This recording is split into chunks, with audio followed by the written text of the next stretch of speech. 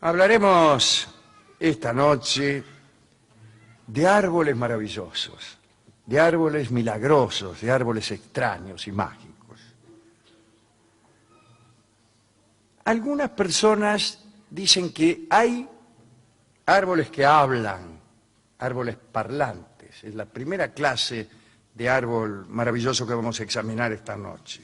Sin embargo, hay que confesar que los botánicos, los biólogos y las personas ilustradas en general no creen en la existencia de árboles parlantes. Contribuye a esta no creencia el obstinado silencio en que suele permanecer la aplastante mayoría de la población forestal. Y entonces los espíritus racionales calculan que este silencio tiene un carácter inflexible. Sin embargo, a lo largo de la historia encontramos centenares de textos que dan cuenta de discursos arbóreos. Vamos a contar algunos de ellos. Parece que el más conversador de los árboles es el sabuco. Las brujas y los hechiceros suelen oír las enseñanzas del sabuco que les permiten elaborar ungüentos, pociones, con las flores y con la madera del propio maestro, porque el saúco es un árbol infernal, ¿no? Ya que los poderes mágicos del saúco provienen del infierno. Judas Iscariote se ahorcó colgándose de uno de estos árboles que pertenecen a la familia de las higueras. Con la madera de este árbol se construyen las estacas para atravesar corazones de vampiro. Se construyen las varitas mágicas y, en general, toda clase de herramientas de hechicería, señora. Sin embargo, el árbol se encarga de advertir enérgicamente a los que desean emprender otras construcciones. Por ejemplo, un niño no se cría bien en una cuna de saúco. Una casa de esta madera no puede conocer la prosperidad. Esto te lo dice el mismo árbol. Ah, mira. Así dicen, ¿no? De la misma desventurada estirpe es el upas, cuyo nombre en javanés significa veneno. El idioma javanés es muy fácil. Upas significa veneno y todo así por el estilo. Los primeros viajeros que llegaron a las Islas Sonda dictaminaron que aquel árbol, el upas, era tan venenoso que apestaba un área de 30 kilómetros alrededor de su tronco. Ningún animal podía ingresar en ese círculo sin morir inmediatamente. Los exploradores adivinaban la proximidad de un upas al descubrir esqueletos esparcidos por el suelo. Era clásico. Vos venías explorando, veías esqueletos esparcidos por el suelo y alguien decía, clavao, un upas.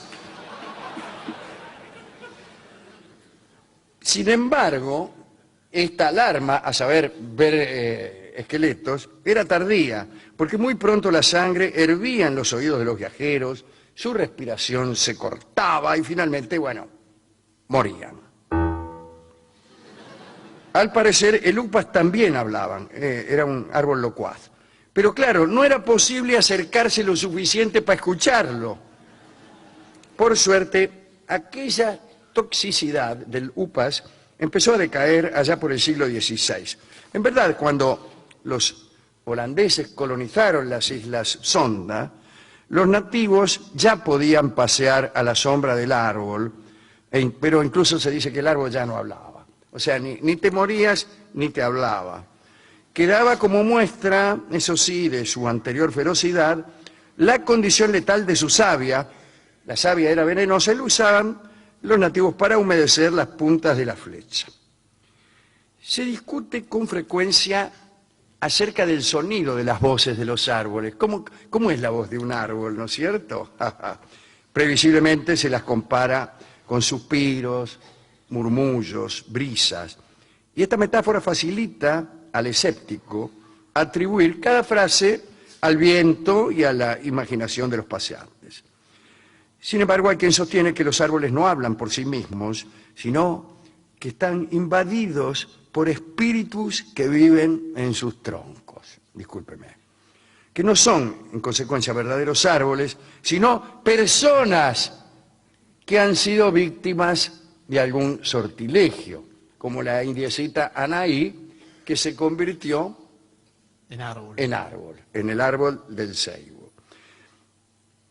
Muy anterior es esta leyenda, la del dios Apolo, que cortejaba a la ninfa Dafne del modo más explícito y vulgar, de suerte que ella solo podía evitar el encuentro amoroso huyendo a la gran carrera. Cada vez que lo veía Apolo, la mina salía rajando.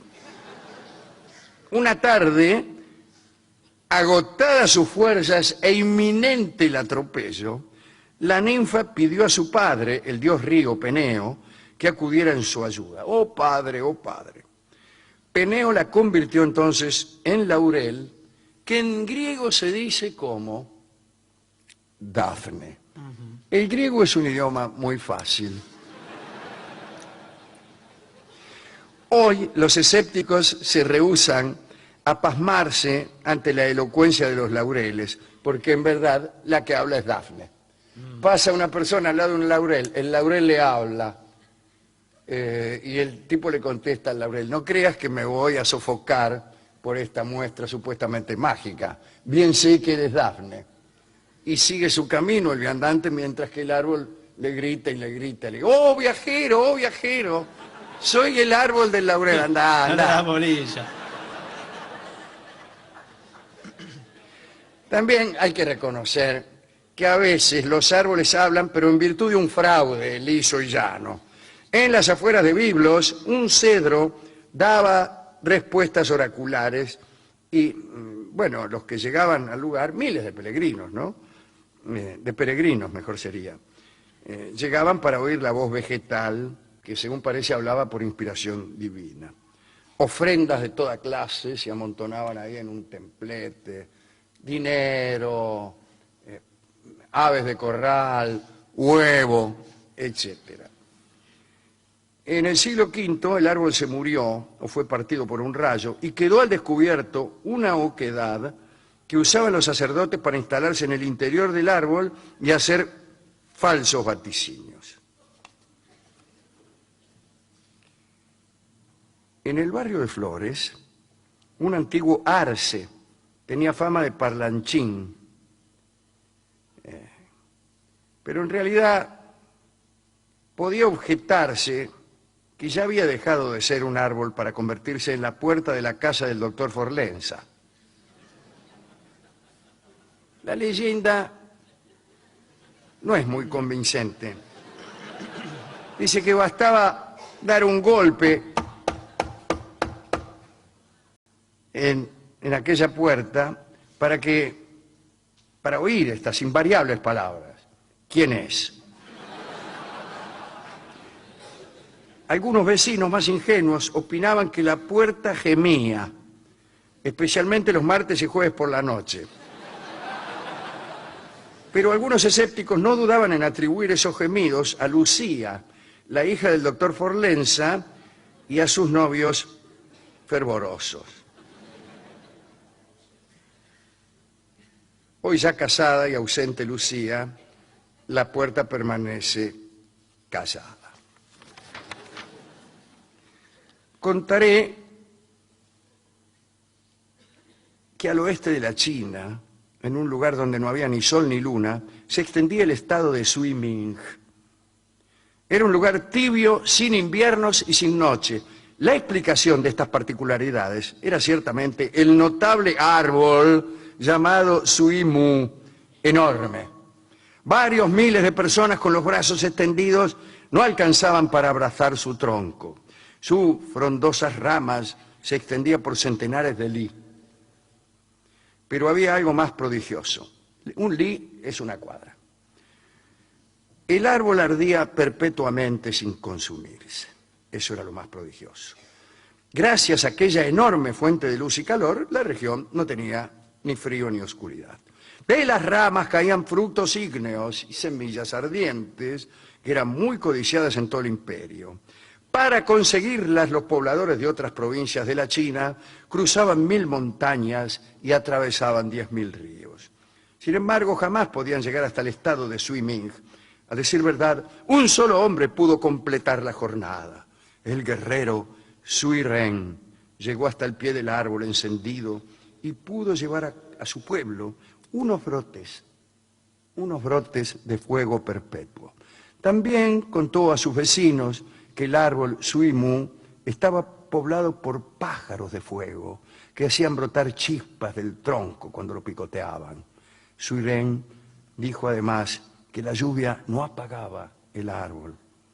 Centenares de años después de su muerte, los descendientes de Sui Ren todavía mostraban una silla en llamas que, según decía, había sido construida con la madera del árbol maravilloso.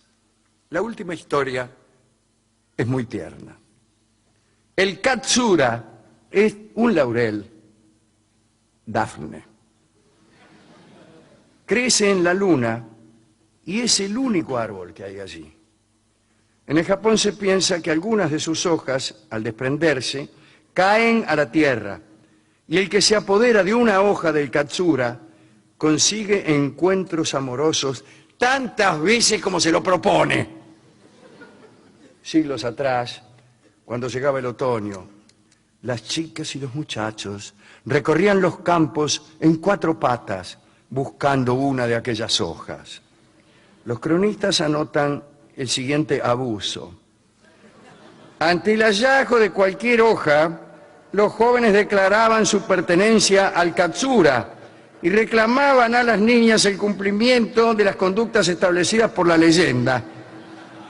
Las niñas no dudaban en absoluto de la veracidad de aquellos juicios botánicos.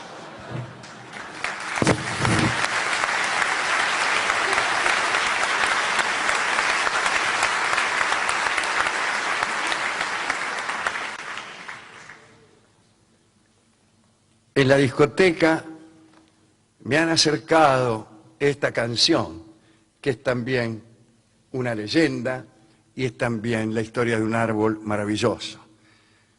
Lo canta una ex integrante de este grupo de modestos artistas, María Marta Pizzi, con un gran guitarrista argentino que es Osvaldo Grucuá.